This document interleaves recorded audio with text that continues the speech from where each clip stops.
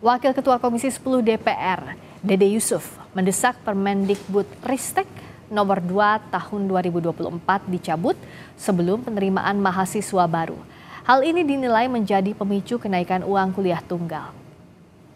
Ya, sebetulnya tadi kebetulan di dalam kami sudah menyampaikan, memang ketika respon ini adalah ada dua hal ya. Pertama PTNBH dan kedua adalah yang Permendikbud 02 2024 yang cukup bikin ramai, sehingga hasil kesimpulan kami sepakat kita mendesak pemerintah mencabut dan merevisi Permendikbud 02 2024 sebelum penerimaan mahasiswa baru. Nanti kami persilakan pemerintah untuk menanggapinya. Demikian, terima kasih. Hari ini Mendikbudristek bertemu anggota DPR soal kenaikan UKT yang dinilai tak wajar. DPR meminta Permendikbudristek nomor 2 tahun 2024 dicabut. Kita bahas bersama Wakil Ketua Komisi 10 DPR fraksi PKS, Abdul Fikri Fakih, bersama dengan dosen ITB, Donald C. Lantu. Selamat malam Pak Abdul Fikri dan juga Pak Donald. Malam, Mbak. Malam. Selamat malam, Assalamualaikum warahmatullahi wabarakatuh. Saya ke Pak Abdul Fikri terlebih dahulu. Sebenarnya kalau dari poin pembahasan hari ini, apa yang jadi poin evaluasi yang paling mendesak harus dilakukan, Pak? Iya, kalau ini saya ya. Ya, silakan Pak. Saya, karena saya kebetulan memimpin ketika BMSI datang. Jadi makanya saya juga secara pribadi dan sebagai pimpinan Komisi 10 berterima kasih kepada mahasiswa. Sesungguhnya selanjutnya kami berharap sebenarnya perguruan tinggi juga datang, karena tidak mesti ini kesalahan perguruan tinggi, dan saya kira tidak perlu juga ini kami tadi menekankan kepada Mas Menteri, karena ada yang gara-gara ke Komisi 10 atau mungkin mereka demo kemudian lantas dilaporkan ke polisi, ada juga yang diancam KIP kuliahnya mau dicabut dan sebagainya. Saya kira nggak perlu begitu, karena ini dengan adanya rame-rame tentang UKT, kenaikan UKT ini, saya kira momentum untuk mengevaluasi anggaran pendidikan yang tadi disampaikan, dipaparkan oleh Bu Sekjen, 665 itu 2024, 655 triliun itu ke Kemendikbudristek 97 triliun.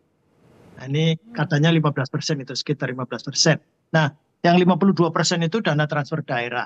Ini kalau seperti ini terus tidak dibuka, nampaknya ya perguruan tinggi akan kesulitan juga, karena BOPTN mungkin sangat terbatas, dan apalagi nanti berkembang lagi ada PTNBH yang kemudian dituduh atau dianggap ini komersialisasi pendidikan dan seterusnya dan seterusnya. Sekali lagi ini menurut kami sih, satu, memang dalam waktu dekat Menteri harus juga rela mengevaluasi kembali. Satu, pelaksanaan Permendikbud 2 2024 itu apa sudah dilaksanakan atau belum, karena mestinya jangan baru sekarang menyatakan bahwa kalau ada yang nanti terlalu tinggi nanti akan harus disesuaikan. Karena sudah berjalan juga ya Pak, begitu ya? Nah itu makanya mestinya kan di Permendikbud Ristek nomor 2 2024 ini pasal 8 itu harus dikonsultasikan, dan bahkan persetujuan Kementerian Pendidikan Budaya Ristek dan Riset dan Teknologi, sehingga mestinya tidak hanya sekarang. Sekali lagi tidak akan menyalahkan siapa-siapa, tetapi ini momentum untuk membongkar anggaran pendidikan yang nanti konon menurut Kemenkyu, Pak Bu Menteri kemarin, Bu Menteri Keuangan menyampaikan paparan di rapat paripurna akan naik lagi, bukan 665 tetapi 708,2 katanya. Oke, sebelum kita ke anggaran, saya ke Pak Daniel dulu. Pak Donald, bagaimana kalau di ITB untuk penetapan UKT-nya? Apa saja masalah yang sudah muncul saat ini dan perlu dievaluasi, Pak Donald?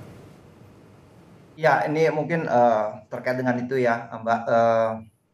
Kalau saya mungkin kurang sependapat dengan komersialisasi pendidikan. Jadi mungkin ini lebih kayak ketidakberdayaan ya, ketidakberdayaan pendidikan. Itu mungkin yang harus kita catat. karena ada satu kekuatan besar di balik ini yang mungkin kita perlu evaluasi, bongkar, atau kita perbaiki ya. Jadi ini udah kayak seperti tips of the iceberg. Yang kelihatan tuh yang di atasnya gitu. Tapi sebenarnya di bawahnya yang gede ini yang perlu dievaluasi atau dibongkar tadi menurut Apa Bapak. itu, Pak? Nah, jadi ini yang pertama, tentu yang kita faktor luar makro itu inflasi ya. Inflasi tinggi ini berapa tahun terakhir itu daya beli masyarakat itu melemah. Yang di bawah mungkin dibantu, yang di atas mungkin punya kemampuan, tapi yang di tengah nih, Pak, yang paling kejepit gitu ya. Makanya walaupun sebenarnya porsi yang golongan 1 dan 2 itu diperbesar, tapi kan yang di tengahnya ini yang kemudian menjadi makin kecil gitu ya. Jadi ini juga tentu satu hal yang harus diperhatikan.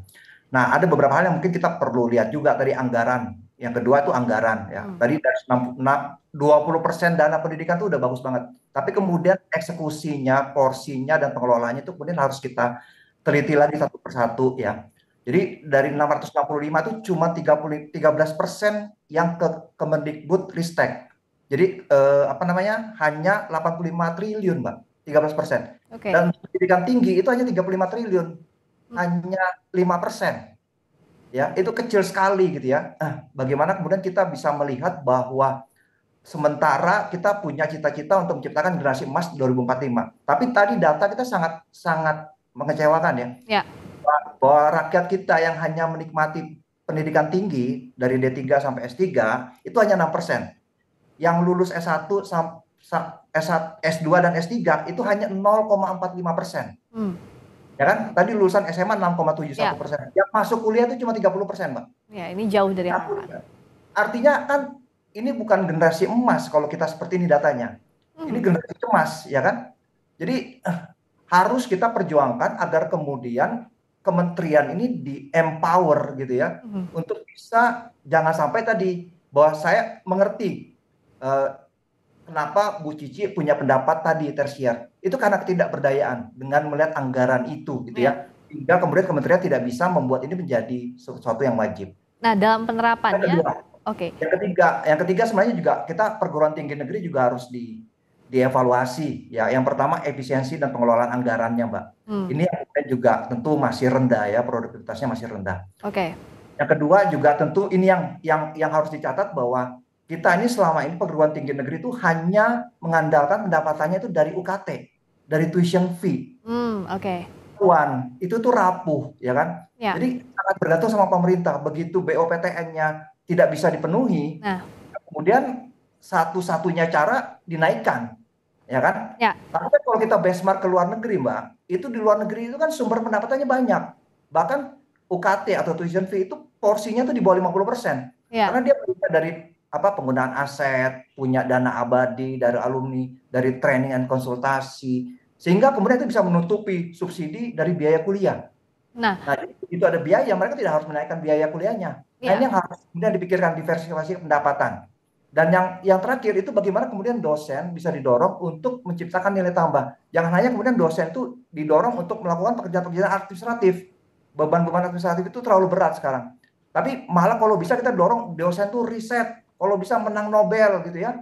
Kasih riset, grand riset yang mungkin cukup besar, cukup panjang, sehingga mereka punya daya tambah yang tinggi. Nah, kira-kira seperti itu. Nah, kita perlu benahi ya. Nah, tadi menarik kalau soal BOPTN, Pak Fikri. Dalam pelaksanaannya biaya operasional perguruan tinggi negeri ini apa sih yang jadi kendala di lapangan dalam pelaksanaannya yang harus dievaluasi kalau menurut DPR? Dan ini kan perlu evaluasi cepat karena kan tahun ajaran baru terus berkembang. Sementara kalau tadi Pak Donald bilang sejauh ini kita masih bergantung sama UKT, jadi otomatis yang dibebankannya adalah mahasiswa. Nah, ini bagaimana Pak Fikri? Ya, ini kelemahan dari sistem pembahasan anggaran yang terpisah-pisah. Jadi makronya itu ada di Banggar, kemudian per sektor ada di kemitraan dengan komisi, sehingga komisi 10 ya dengan Kemendikbudristek jatahnya 2024 97 triliun ya sudah itu saja. Kemudian juga tidak sampai satuan 3, sehingga sesungguhnya ketika ada masalah UKT ada apa ini kita tahunya dari publik, bukan dibahas di DPR. Nah, sehingga gimana BUPTN tidak cukup. Nah, ternyata tidak cukup. Nah, kalau kemudian andalannya UKT ini berbahaya. Kemudian juga akhirnya solusinya ada PTNBH yang mandiri. Ternyata PTNBH maupun yang bukan PTNBH itu juga sama. Tetap yang maju BMSI kemarin yang ke Komisi 10 itu ada yang PTNBH, ada yang non PTNBH, dua-duanya UKT-nya naik.